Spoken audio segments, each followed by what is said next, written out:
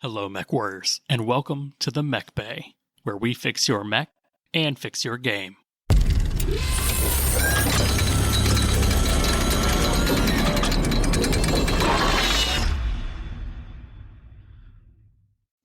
Hello, everybody, and welcome to part 2 of the Mech Bay podcast, episode Lostech and Found.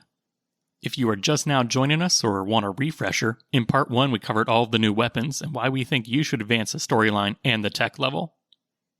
I'm back with Kurt and Denham, and we're going to get right into it, covering all of the new equipment that's not designed purely to kill you. Things like XL engines, case, probes, ECM, even ferrofibrous armor.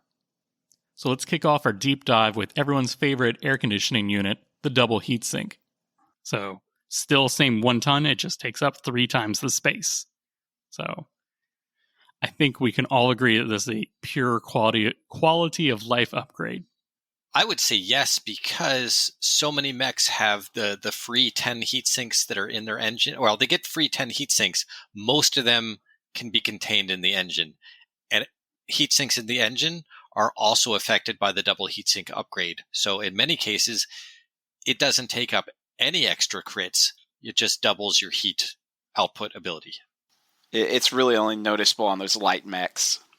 Or the extremely large mechs the large mechs with extreme amounts of weapons. So all the Black Knights and the awesomes, yep. The things that are lugging around the now doing 15 heat PPCs. Yes. But yeah, no, this is I will always take this upgrade if it's offered to me. Only in a few cases where I'm not actually generating more than 10 heat will I not consider it. Yep, very, very few situations would I not take double heatsink upgrade. Another piece of technology that's designed not to get us killed is the anti-missile system, or AMS. And that's half a ton and 1 crit, and needs a ton of ammo. The AMS is a straight -4 to the cluster table of your opponent's roll if they hit you and your AMS is active. To me, this is the direct counter to Artemis and Narc.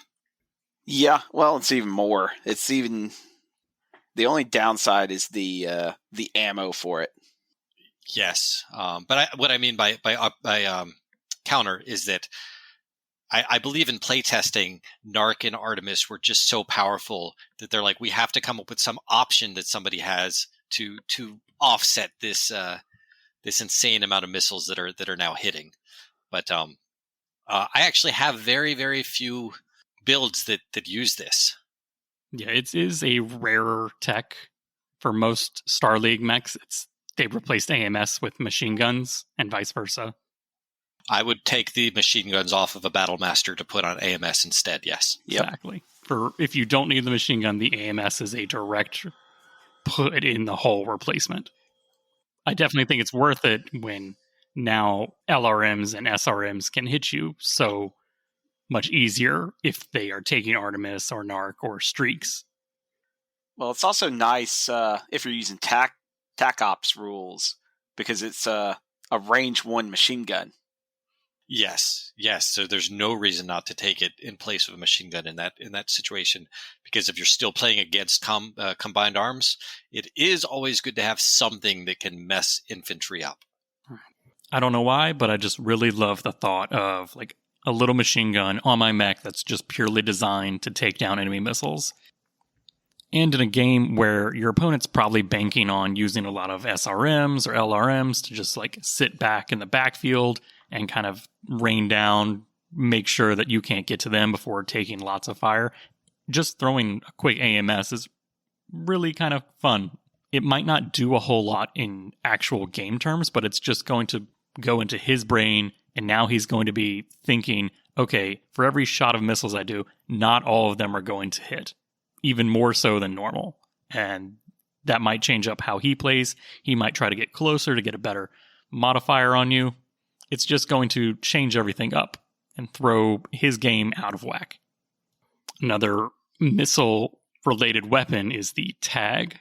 So that's the Target Acquisition Gear, I believe. Mm-hmm. And that is a 5.9, 15 range. So this is almost like a longer range Narc. But what exactly does a TAG do, Denham? Me again, huh? Okay. I mean, I like throwing it to the Catalyst demo team guy. I kind of have to do this. Tag is a laser that does 0 damage, but what it does is it uses things like the Arrow 4 missile artillery system, which I really enjoy, and it lets you pinpoint damage on mechs that are firing those. If you have a light scout mech, or I prefer to put it on infantry, just give infantry a bunch of tag weapons, and then you have a bunch of upgraded catapults that use the Arrow 4 way on the other side of the map, or even off map. When they fire their missiles, any mech that has been hit with a tag weapon, it homes in on.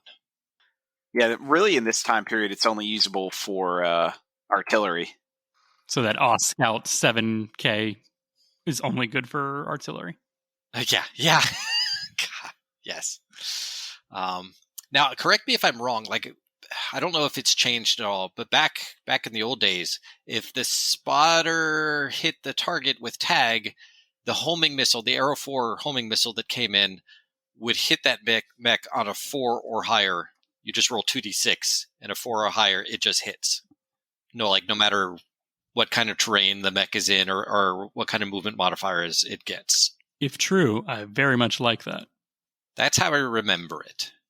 But unfortunately, firing tag counts as firing a weapon. So even though hidden units can spot for indirect fire, missiles and artillery, they cannot use a tag weapon without becoming unhidden.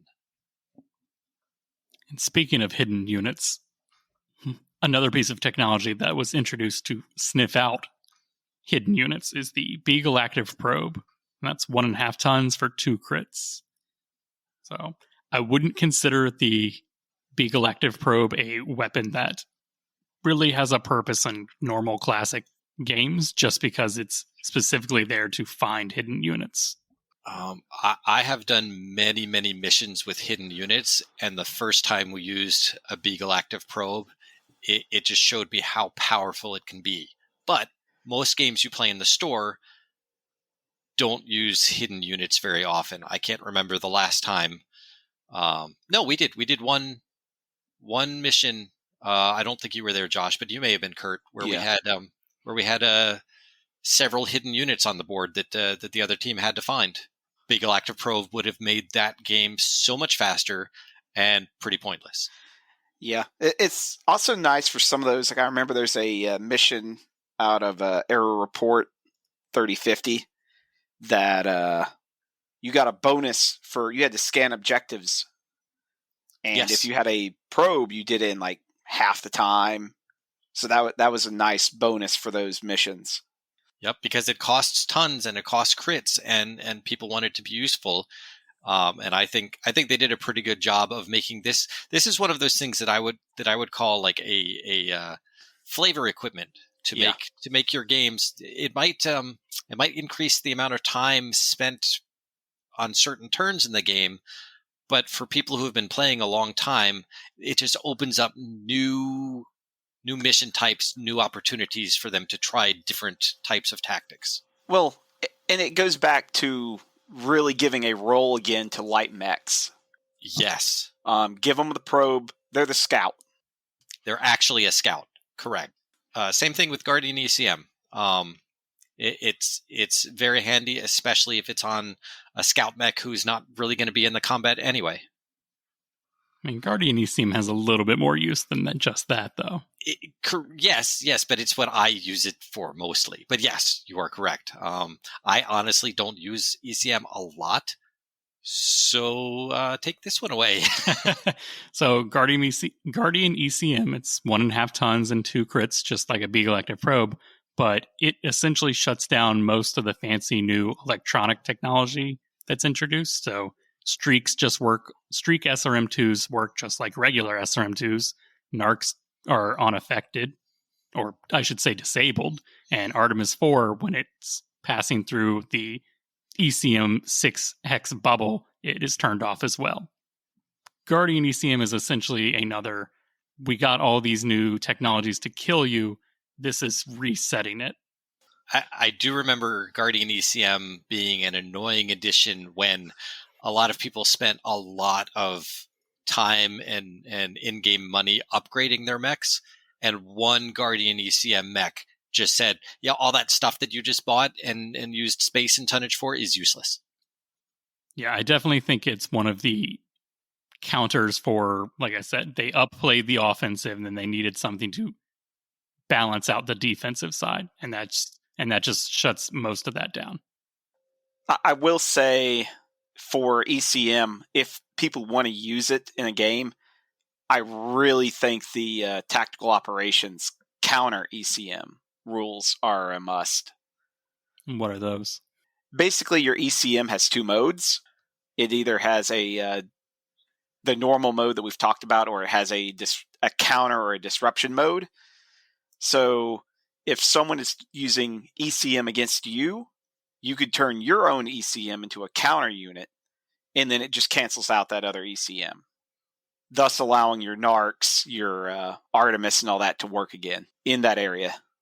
Which opens up an opportunity for your team to snipe their ECM guy, and so then it becomes a back and forth battle. Yeah, it's a counterplay option, which is why I like it. That's true. I do like that addition. Yeah, if I use ECM, I will always make the argument with my opponent of let's use the expanded rules and tactical operations. Just gives it more flavor for when you're using it. Yeah, yep. And it's one of those, like, sometimes your opponent may not always have or you may not have anything on your own field that has Artemis or anything that would benefit. So it can give some counterplay if you're using some cannon mechs. Yeah, I still like Guardian as it's that one piece of equipment that you can throw on one mech, and if your opponent is fully relying on like Streak SRM2s or Narc or other fancy tech, like that just shuts it down. So I think it's always something you should have in your pocket, that if you're kind of getting out-teched, to just throw one quick Guardian ECM on a mech, and it just really helps kind of level that playing field by he's paying for all these upgrades and now they're worthless. So that was pretty much all of our fancy electronic upgrades. Probably the simplest yet most required one, I would say, for advanced play would be case. This is definitely one of those equipment upgrades that if you're just playing a one-off, it has no impact on gameplay at all. But if you are concerned about your pilot or salvage or anything like that, it's a good way to keep your pilot alive for persistent campaigns. Originally, and I think still in the rulebooks, it talks about if you're playing with your mech warrior, like with your pilot in a mech, he will increase his skills through regular games that he play in. I believe it was something like every 4 mechs that you kill, you can lower your piloting or gunnery by 1. So it was always intended to be persistent. And with case, the whole mech wouldn't just get destroyed as soon as an ammo crit happened. Now, your pilot will still eject no matter what, whether you have case or not. If an ammo explosion goes off and you have not manually turned off your ejection system, then your pilot is going to eject, even if your mech is still functional. So it's not going to keep you in the game, but it is going to keep your mech more salvageable and your pilot alive for persistent games. What about you, Kurt? Yeah, it's definitely a nice upgrade. For Inner Sphere, it can only go in the torso locations. So it's definitely for those mechs that if you're bringing a lot of LRMs or autocannons, machine gun ammo, any ammo to have case, you can survive a side torso explosion. Yeah, so I definitely think cases, I don't want to say required, but if I have like a one-off weapon, like a single SRM2 with a ton of ammo, I don't want to lose the entire mech just for that 26 rounds of missiles. I'm probably going to throw a case in, just say, if you kill the mech still, that's fine. I can swallow that pill easier if there was case there. Yes, I know the side torso is destroyed or wherever it is, but I can hand wave that the mech itself was not destroyed. It was just put out of action by that. And if you're using case on your mech, you can say, hey, I turn off auto ejection, and that way you know that even if you have an ammo explosion, you can still use that mech until it is officially destroyed. Did we say what case actually does, like rules-wise? Oh, no, we didn't. If you want to, you can. How case actually works is if you suffer a critical effect to one of your ammo bins that has ammo in it, and you still suffer the explosion damage, and it still does the internal to that location, but any spillover, like if it's you had 100 rounds of machine gun ammo in your side torso with case, it would still blow out the side torso, but the location, the extra damage would not transfer inward to your center torso, coring out the mech. Right, it would just blow all that extra damage out the back. Yes. What's that like? Opening your door in a tornado, or opening a window in a tornado so it doesn't destroy the house? I hadn't thought about it like that, but yeah, I bet so. Just to relieve that pressure, Those were all of the, I'd say, offensive and defensive upgrades possible. So here's to what I would consider the first side grade, and that would be the Myomer Accelerator Signal Circuitry, also known as MASC. So the Myomer Accelerator Signal Circuitry system makes a mech capable of short-term bursts of speed at some risk to its fragile actuators. So what happens is that when you activate it, because you can activate the system at the start of any game turn before any mechs have moved, so you can't decide, oh, it's my turn. Nope, you have to do it before anybody moved. Then you announce that you're using your MASC system and you roll a 2d6. On a 3 or higher, your mech will run that turn at a speed equal to double its standard walking speed. But if the roll is below that, so if it's a 2, then your leg actuators freeze up, immobilizing you for the rest of the game. That's not how they work. Oh, no, is that how they changed? Because that's how I've always played it, but that's how they used to. That's how it used to. Now it's you suffer an automatic crit to... that's so much better. Each leg location. That's so much better. Because then you can at least still walk. Maybe. If you don't fall over. It's either, the way I used to play it, because it's the way how the rules used to be, it doesn't matter. You don't have a choice of ever moving again. You're just immobilized for the rest of the game. So now it's just a crit. Yeah, I apologize for being an old player. So when a mask roll fails, the player automatically assigns 1 critical hit to each leg that has not yet been destroyed. So you don't roll on the determining critical hits. So if you're most mechs, it's going to be a crit per leg. So you could lose actuators, you lose a jump jet or heat sinks that are in there. But it's not fatal to the mech's mobility, not a guaranteed fatality. No, you just, as soon as those crits occur, you might have to recalculate your allowable movement before you start it. So if you lose a foot actuator in one leg and a jump jet in the other, you're going to have to recalculate and lose that 1 MP before you do your movement that turn. So do you think MASC is a super valuable advantage or just a fun new thing to play with? Well, if it was just that way every single turn, I'd say that it was a significant advantage. But if you keep using it in consecutive turns, that 3+ roll keeps going up by 2? By 2, I believe, every single time until you stop using it, and then it goes down by 2 every roll. So that definitely limits it to quick bursts. And there are mechs that I would definitely put this on all the time, but most of the time I don't, because it's just another roll that I'm going to fail and my mech is going to break. I like it selectively. There's a few mechs out there that I like it on. I think light mechs can use it pretty well. Definitely ones that are more scout oriented, that where ground speed is key. They could use it well. Definitely not anything really in the heavy or assault categories. Right. I tend to use it on certain medium mechs if I have to do a smash and grab type mission. Because I'll go in there, grab whatever I need to, and then hightail it out.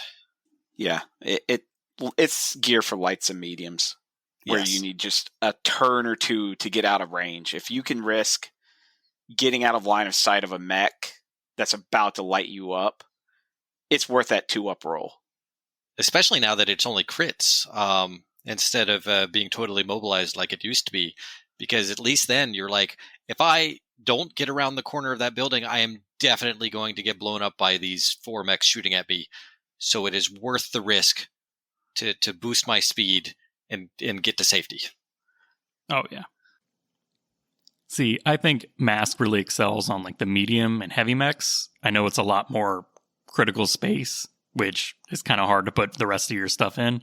But I definitely think bumping up like those 5-8 mechs up to faster speeds, or the 4-6 even, that's when you start to be able to engage earlier, dictate the engagement, kind of control the terrain, which really just ups your game completely. Like, I've used it in a Phoenix Hawk, and I just ran circles around Dustin. Like, it was actually insane how fast it was going, just walking speed. Like, he was playing, I want to say clan mechs, and it really just held the field, held him kind of at bay because he didn't know where to move, because I could match his speed. I mean, that kind of defined our entire game. Yeah, so putting a mask on a bigger mech, I actually think has a lot of value to it. And I don't think it's something that you should just dismiss immediately.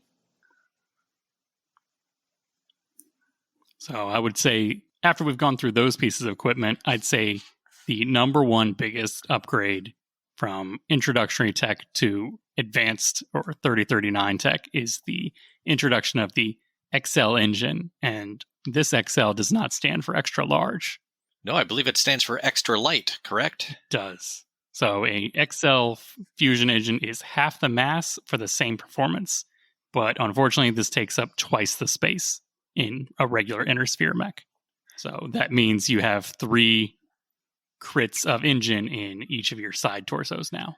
For that detriment, the twice as big engine, I really think that this piece alone, like you said, is so important because it just opened up so many more builds for older mechs that people were getting tired of playing with. It just opened up so many more opportunities to cram way more weapons and armor and equipment than they ever thought possible.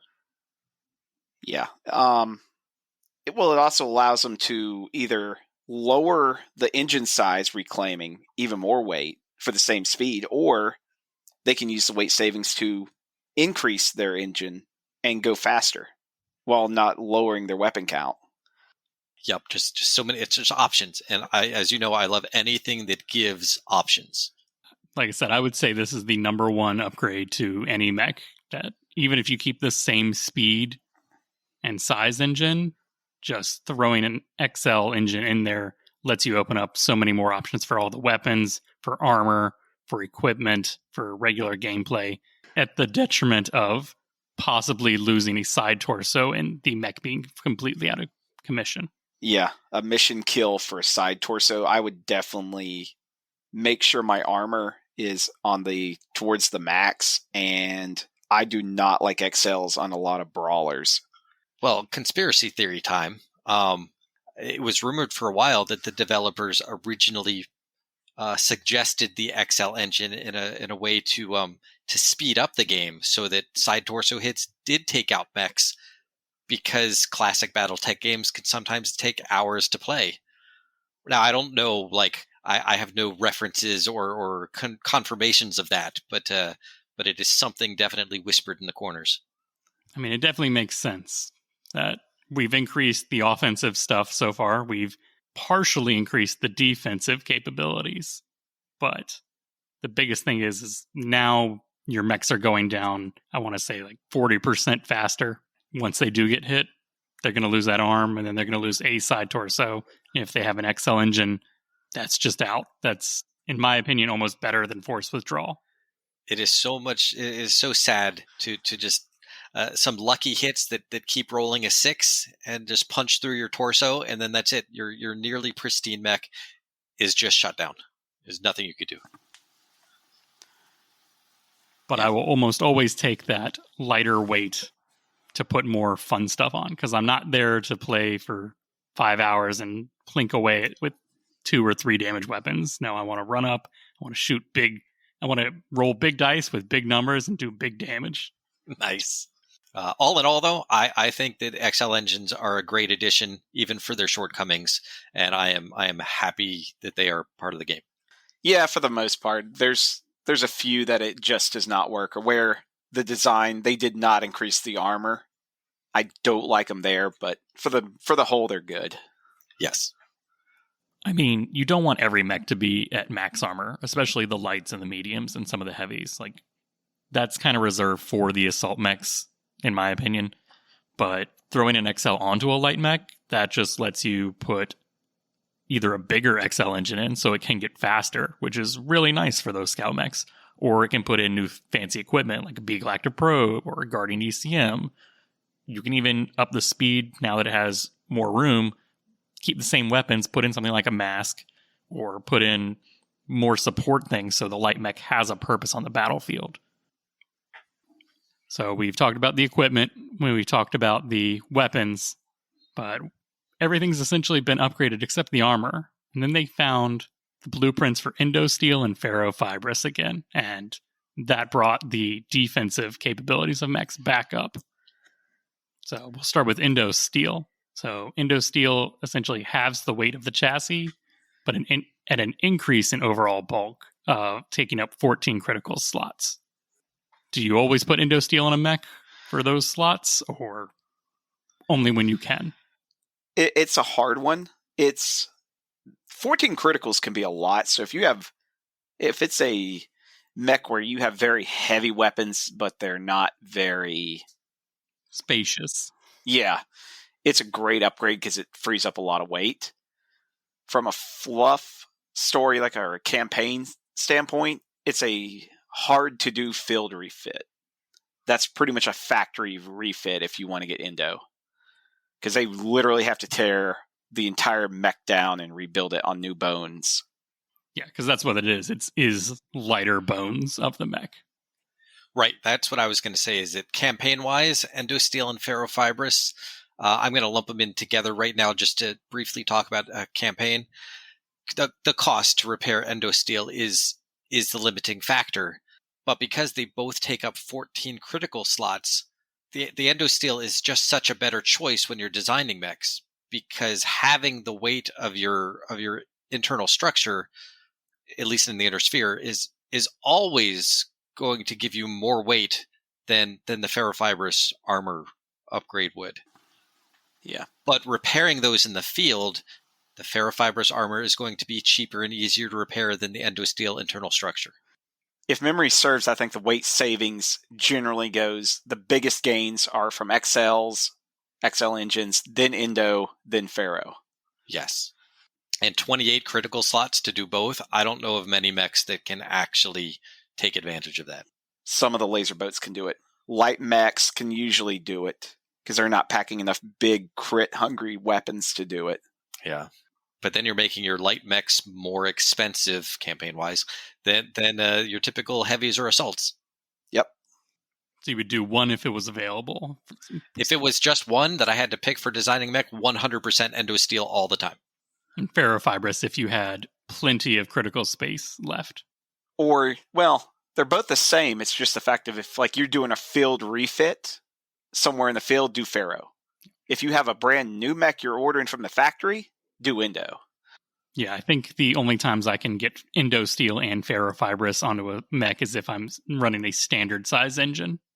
Just because by that point, I've added weapons, I've taken up almost all the critical slots with either equipment or actuators or anything. So that is a big mech construction constraint.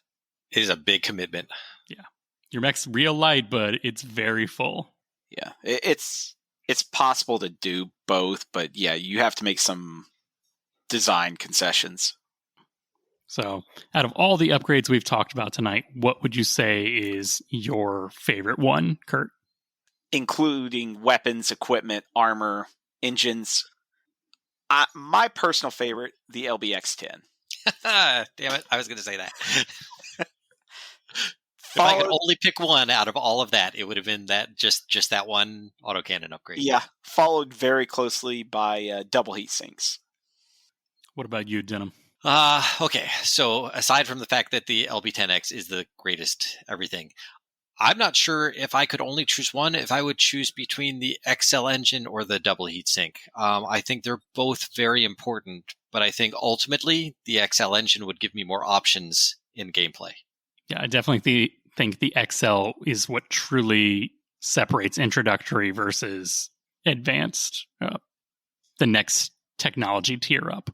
For me, I hate to say it, but I'm going to go with like Artemis 4. Like that's a pure quality of life upgrade. Way better than Artemis 3. So much better. Just getting a little bit more on cluster rolls. As someone who shies away from missile weapons just because I don't like rolling on clusters and getting feel bad numbers on that, just something to get me slightly better. Like, oh, this is always going to be +2. You hit, it's +2. Like that is much nicer for me to tolerate, and it's one of those quality of life things that I just look forward to and makes me feel better playing on the table with it. But I think all of the equipment brings a little something to keep the game fresh and introduce new ways to play. Like double heat sinks just open up so much throttle on my laser boats, and XL engines give me more room to put anything that I really want into mechs. It's honestly very hard to pick one because they all kind of go together. Like not one piece of equipment changes the game completely. It's the fact that all the equipment exists and you can mix and match and make new fun combinations to get different things out of your mechs. So we've talked about all the upgrades. Kurt, is there a single mech that you would like to say exemplifies everything you talked about upgrade-wise? I've got a couple. I'm a fan of the Banshee in 3025 play. I like the 3S. It's one of my common go-to assault mechs. So for me, when I go up in tech level, I like the Banshee 5S. It's got a nice double ERPPC Gauss rifle loadout, so it's a great sniper at range. I mean, that's 31 heat firing all that, but it has those double heat sinks, so it's sinking away most of that heat. And to do it all, it's got an XL fusion engine. Yeah, I mean, that is a almost complete upgrade on everything without losing the spirit of the original mech. Yeah. What about you, Denham? What would be your single mech pick? If I had to just pick one, I'm a ShadowHawk fan. I know that it's a crappy mech, but with this new technology, I mean, it would take the original ShadowHawk, keep it almost exactly the same flavor-wise, but just upgrade everything except for the medium laser. So they keep the regular medium laser, not the pulse. They don't upgrade it to a pulse, but they swap out the AC5 with an Ultra AC5, the SRM2 with a Streak SRM2, and the LRM5 with an LRM20, taking its original 19 points of potential damage up to a potential of 39 points of damage, and letting it jump 585 or up to 5 instead of just 3. So while it still does have some flaws, like it only has case in one torso, but ammo in all 3 torsos. It's protecting the important ammo. It is a far superior, actually it is, because the one that doesn't have case only has 6 rounds of ammo, so you're probably going to get through those before you get torso breach. But I think that it fixed most of the major flaws in the ShadowHawk and makes it a viable medium mech choice. No, I like it. And like I said, that upgrade to the ShadowHawk takes a middle of the pack introductory, what I like to call a learning mech, to a actual combat battle mech. Agreed. Looking at the record sheet for your ShadowHawk, it has a XL fusion engine and Indo Steel. Yes. That's what they had to do to get it to the point where it could have enough stuff to be what it should have been to begin with. For me, I would say my exemplary upgrade mech would be the Sentinel. What is a joke of a battle mech in regular 3025 play with a AC5, a small laser, and an SRM2 now can hit you with an Ultra Autocannon 5 and a Streak SRM2 for just a little bit more. Now, does that have an XL engine? No, that is still standard. See, that is a fantastic upgrade for survivability. Yeah, so that's one of those, it doesn't upgrade all the things. It doesn't put all the bells. It doesn't put all the whistles on. It's just slightly improved weapons that completely make the mech much more palatable for use. Because shooting a single autocannon 5 isn't really worth it, in my opinion. But an ultra autocannon 5, okay, now you're competing with 2 medium lasers at a much longer range. And one refit of that even is with a Gauss rifle replacing that. So they understood that the Sentinel was not a good mech as a whole. Like the Succession War era version was not usable in mech-on-mech combat. But with the new technology, you can upgrade that to be a completely different machine, essentially. Oh, the version of the ShadowHawk is the SHD5M. I realize I didn't say that. SHD5M ShadowHawk is the one that I would upgrade. Does anyone have any extra thoughts to adding Lostech to games, whether they piece it out or just go full in and move the timeline up? I do have a quick thing that I'd like to say about it in general. I personally think that the occasional set of new equipment and weapons are an essential part of the growth of any hobby, but this one specifically. I do submit that with a few exceptions, the Inner Sphere upgrades are more like side grades or even downgrades, but I think that story-wise, which is how I like to play, it is an important feature. This does happen in the timeline around the time that the clans invaded, and I felt that the Inner Sphere needs to be seen as the underdog fighting superior bad guys. And if the tech for the Inner Sphere was suddenly equal to, all these awesome clan weapons, then honestly, the advantage would be completely with the Inner Sphere, and you wouldn't have that sense of pulling a victory out of overwhelming odds. I felt that the Lostech baby steps were a fun way of giving the Inner Sphere some toys while not making them instantly overpowered. And at least in our campaign games, as an Inner Sphere mech warrior, my player's goal was always, to capture that pristine clan mech so that they could be the overpowered one in the campaign. So in general, I think that adding Lostech, even crappy Lostech, definitely an important step. From a narrative campaign or from a lot of the fluff stories, wasn't it that if they mercenaries did capture a clan mech, that they would usually just trade it in to get this Star League tech? Well, being that they didn't have the facilities to repair or anything, they couldn't fix a clan mech if it ever broke. So oftentimes, actually, I think lore-wise, if a mercenary unit were to capture a clan mech, then whoever hired them took that as theirs. So if they were hired by Merrick, Merrick takes that clan mech. All clan salvage goes to them. So they'd have to be very careful with their contract arrangements. Always read the fine print with Lostech. No kidding. So, Kurt, Denham, I'd like to thank you for coming on today to talk about upgrading your games from 3025 to the next era of technology and adding some Lostech in to spice up the game. Josh, it is always a pleasure to be on. Thank you for inviting me. Same here. Always willing to make an appearance. Thank you. So we did get some listener mail. This one's from Matthew Solis. I took a deep dive down the rabbit hole when I downloaded mods for the strategy PC Battletech game. Mech HQ was the only path from there, and I find myself now with the Sarna.net constantly open up on my computer. I love the podcast because other Battletech podcasts I've tried listening to just seem like they're hanging out and talking with their friends. Mech Bay is a great resource for me, and I'm looking forward to more content down the road. Thanks, Matthew. We'd love to hear that people are actually enjoying the show. And don't think me and Dustin's friendship is too strong. We're definitely excited that once quarantine ends, we can get some actual games in, get some more battle report style and tactics going. But until then, thanks for listening and thanks for the fan mail. We love it. I'd like to thank Fortress Miniatures and Games for sponsoring the Lostech and Found episodes. They are definitely the place to go to if you want any of the new plastic mechs in singles rather than buying the whole pack over again. So check them out at fortressminiaturesandgames.com. If you like what you heard today, feel free to support us on Patreon at patreon.com/themechbaypodcast.com. If you'd like to talk with us directly, you can join us on our Discord, which you can find linked on our Facebook page at facebook.com/themechbaypodcast. Or you can email us at themechbaypodcast@gmail.com. Join us next week when I get Dustin back in the hot seat and we talk about 3D terrain and bringing it to the 2D tabletop.